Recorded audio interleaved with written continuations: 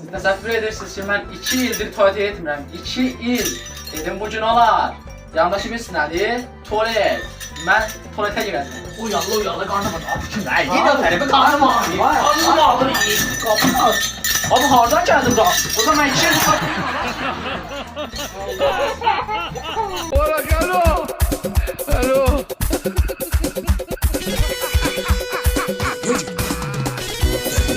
Hola, Carlos.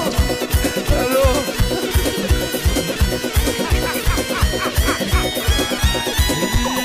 Hola, Carlos. Hello.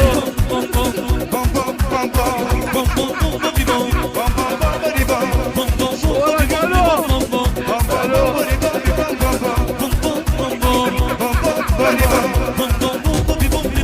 Hola, Carlos.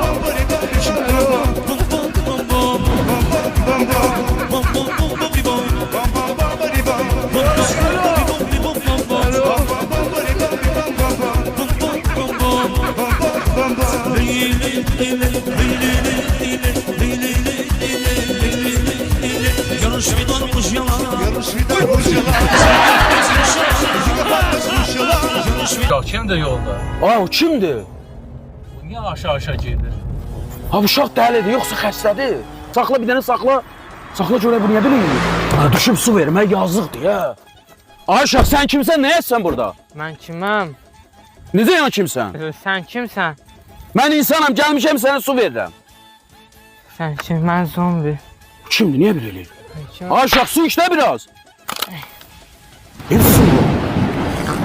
Ay, suyu qurtardın, alırsan. Lan mənə də saxla da bundan.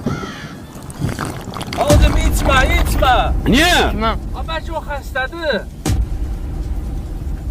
Mənə bax, mən yol gedirəm. Gəl otur məndən gedək. Get sən məndən.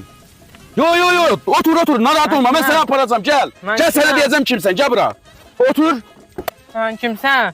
Ha, mən insanam da dedim. Mən kiməm? Otur gedək. Ayqı dəlidir bu. Ha, bu uşağa görə bizim istirahətimiz də qaldı. Gəl aparaq məhləsini tapaq, evlərinə qoyaq. Sonra biz istirahətimizə davam eləyək. Sən kimsən? Mən kiməm? Oğlum o ne etti? Mənə bir şey verməyə qardaşım. Elə belə dedim, narahat olma. Mən kiməm? Ne varsa ha? Bak da oğlum niye bu? Qardaşımı sür gedək. Mən kiməm? Gel de dedim. Ha, mənə fikir vermə, sür gedək. Lazım gedək bu uşağın evini tapaq, verək evlərinə, sonra gedək işimizin Mən kiməm? Mən kiməm nədir? Ona söz deyirsən. Mənə nəsə olur. Ay, o sənə heç olmur, o uşağa nəsə olub, onu aparaq evlərinə. Burnuma ət hissi gəlir. Ət yiyir. Sən kimsən? Tutaq olub başında, əti yardan gəlir. Mən desən zombi olam.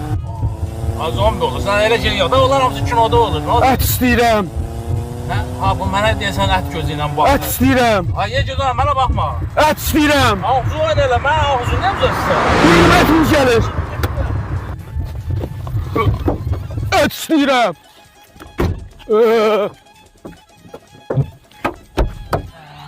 Ət istəyirəm, ət. Ət istəyirəm, ət.